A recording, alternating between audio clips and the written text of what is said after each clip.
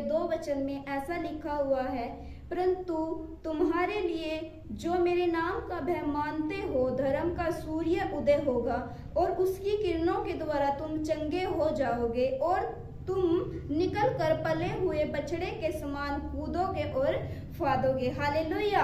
खुदा परमेश्वर का वचन हमें क्या बता रहा है कि तुम जो परमेश्वर के नाम का, यहोवा के नाम का भय मानते हो, तुम्हारे लिए धर्म का एक सूर्य उदय होगा। धर्म का एक सूर्य उदय होने का मतलब परमेश्वर हमें उस सूर्य के बारे में नहीं कह रहा है जो हम हर सुबह देखते हैं, वो उगता है, हमें रोशनी देता है, हमारे जीवन हमारे दिन भर में हमारे संग रहता है। हालेलुया।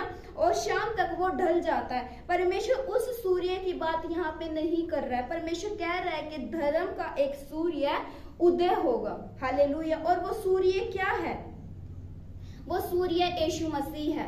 परमेश्वर हमारे लिए ये चीज को बोल रहा था, यहोवा परमेश्वर, कि जो तुम उसके नाम का भय मानते हो, तुम्हारे लिए धर्म का एक सूर्य उदय होगा और उसकी किरणों के द्वारा तुम चंगे हो जाओगे। जब यीशु मसीह की किरणें हमारे ऊपर पड़ेंगी, मतलब यीशु मसीह का प्रकाश हम सब के ऊपर पड़ेगा, जब यीशु मसीह का प्रकाश हमारे ऊपर आता है तो हम पापों से आजाद हो जाते। जैसे लिखा हुआ है भजन संहिता 103 में, लिखा हुआ है कि वो तुम्हारे सब रोगों को चंगा करता है, तुम्हें सब चीजों से क्या करता है? तृप्त करता है। उत्तम उत्तम पदार्थ से तुम्हें क्या करता है? तृप्त करता है। तो परमेश्वर का वचन भी हमें यहाँ यही बात बता रहा है कि जब उसकी किरणें तुम्हारे ऊपर पड़ेंगी, उसकी किरणों के द्वारा तुम क्या हो जाओगे?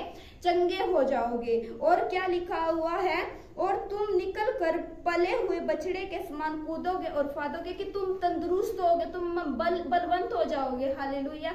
क्योंकि जब एक इंसान बीमार होता है और जब वो उस बीमारी से छूटता है, ऐसे जब हम पाप में, हम श्राप में, अधर्म में पड़े होते हैं तो हम बड़े टूटे और बिखरे होते हैं। परमेश्वर हमें कह रहा है कि जब उसकी किरण, उसका प्रकाश तुम्हारे ऊपर आएगा तो तुम चंगे हो जाओगे।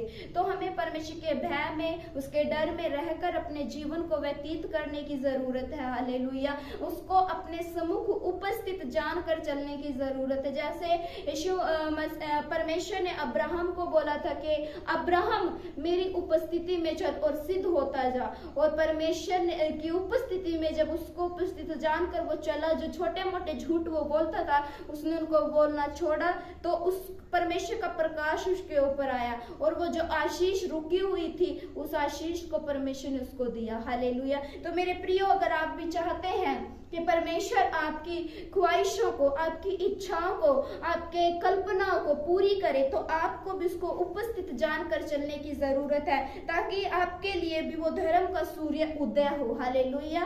और उस सूर्य की किरणें जब आपके ऊपर पड़े तो आप चंगे किए जाएं, आप बलवंत किए जाएं, आप उस पले हुए बछड़े के समान कूदे और फादे। हालेलुया। तो मेरा विश्वास इस वचन के द्वारा परमेश्वर ने आपसे बात की है। हालेलुया। खुदा आप सबको ब्लेस करे, आशीषित करे। God bless you all. आमीन आमीन।